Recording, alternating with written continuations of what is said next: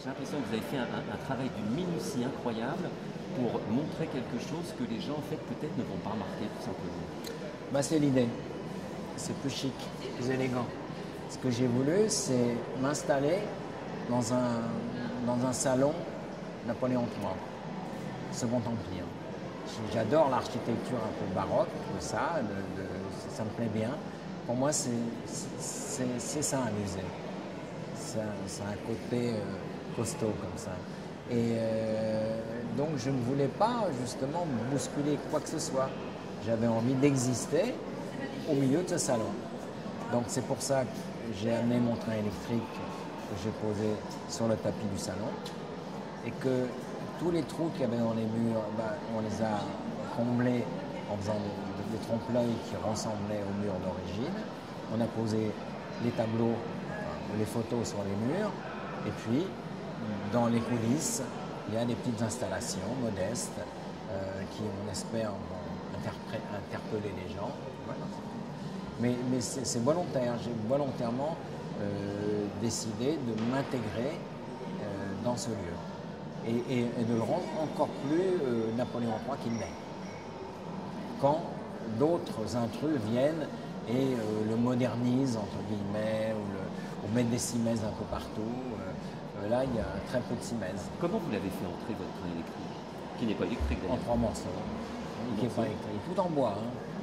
C'est tout du bois. Vous savez que c'est pas simplement une locomotive. C'est une locomotive surdimensionnée. Parce que pour les Champs-Élysées, on aurait pu très bien prendre une vraie, la désosser. Je ne sais pas si on aurait pu. Non, je crois que ça aurait défoncé le sol. Mais c'est petit, une locomotive, par rapport à ça. Donc c'est tout en bois. C'est un décor. C'est de l'artisanat. C'est pour ça que ça a sa place ici, même, en plein milieu du salon.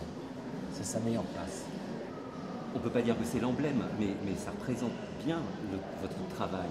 Je dis travail au sens noble, c'est-à-dire il y a autant d'intellect que du manuel, que de la manipulation.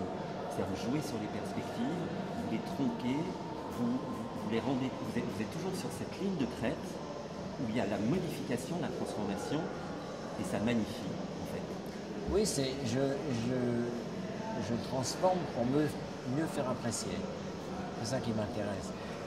Les femmes, par exemple, ma relation aux femmes, on dit toujours que je me suis toujours intéressé au physique atypique. Je me suis intéressé aux femmes qui voulaient bien s'intéresser à moi d'abord, pour commencer. Et puis ensuite, j'ai décidé de faire partager mon enthousiasme pour elles à travers un public qui apparemment, au départ, peut être même réfractaire.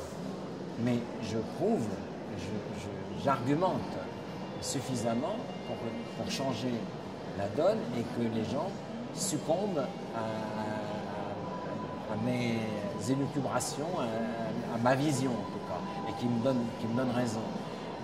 Un exemple typique est Grace Jones, qui était considérée comme un travelot ridicule, grotesque,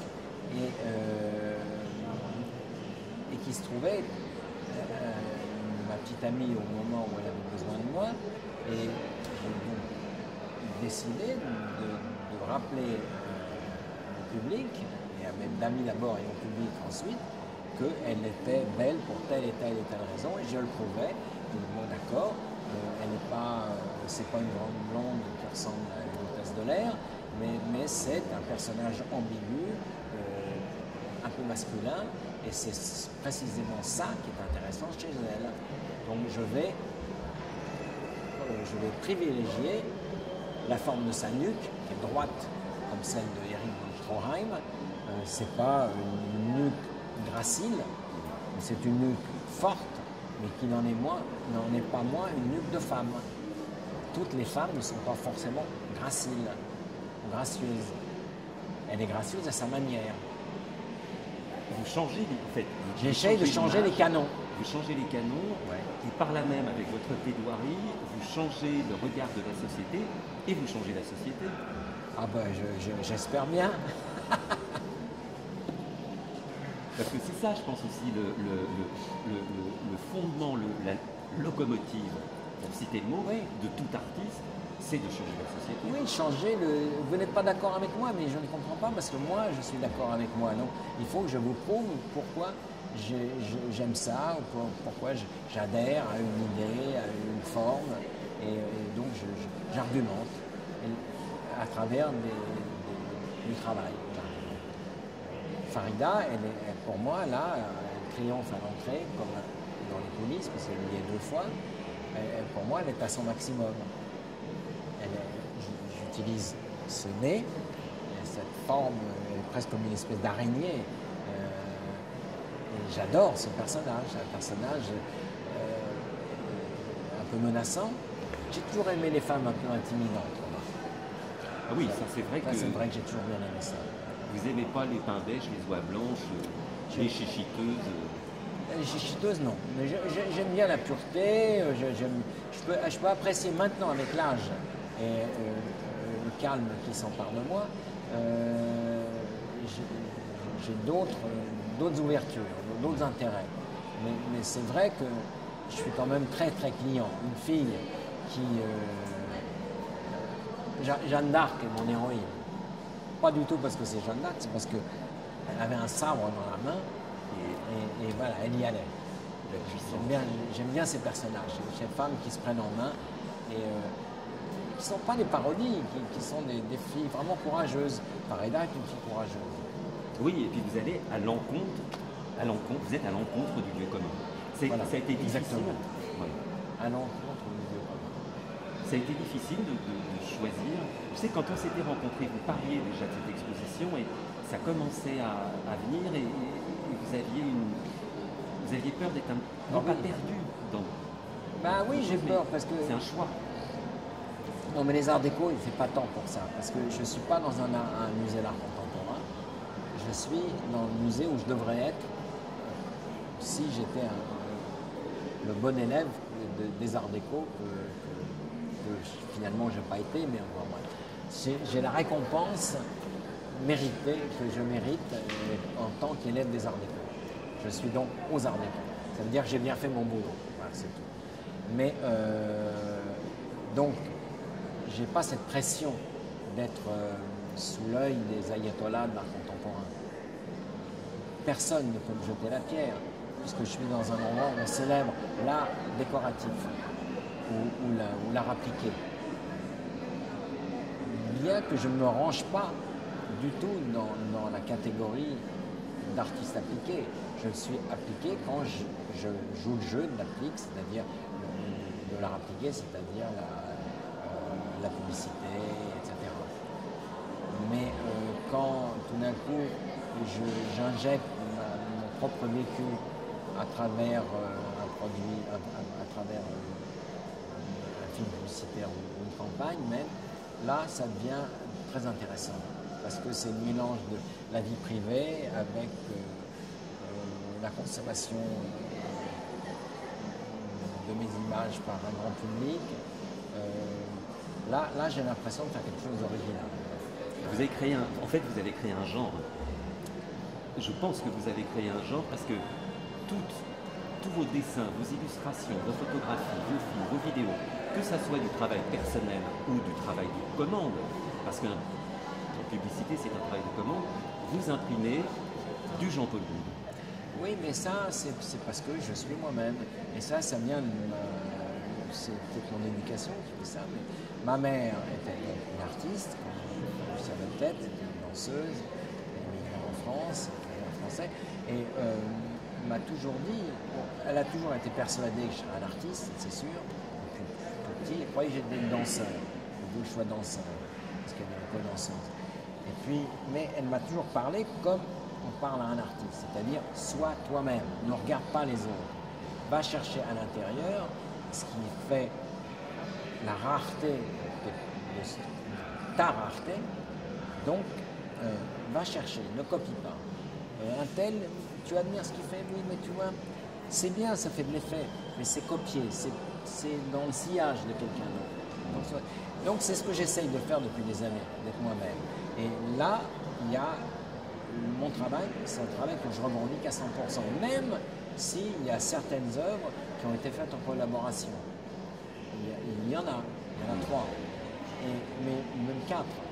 Mais je sais au fond de moi-même, c'est mon travail et que j'ai engagé des gens pour m'aider à accomplir mon travail. Donc je reste moi-même. Donc c'est pour ça que j'aime bien cette expo. Elle est vraiment le reflet de ce que je suis, pour le meilleur ou pour le pire. Vous n'étiez ni en avance ni en retard et vous êtes toujours de votre temps. Tu peux pas, oui, mais c'est comme ma mère me disait, tu ne peux pas te tromper. C'était toi-même. On ne peut pas te reprocher d'avoir changé de style.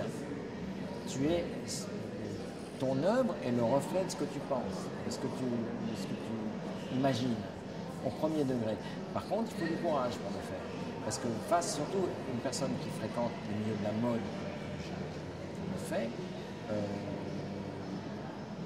c'est très difficile parce que les gens sont très capricieux dans mon univers. Et vous êtes vite jeté, aussi vite qu'on vous a pris, on vous jette.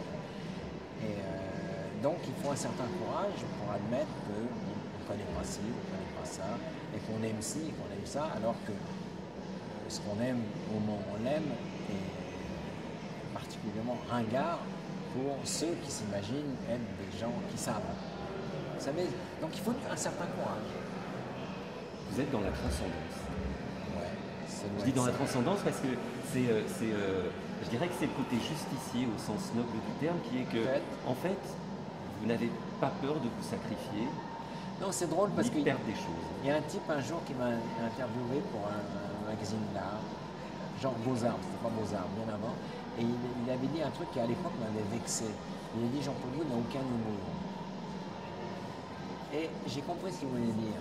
Que pendant l'interview, j'étais au premier degré, comme je suis avec vous. C'est-à-dire que je lui racontais vraiment ce que je voulais, pour moi, c'était un big deal d'être interviewé par un magazine d'art.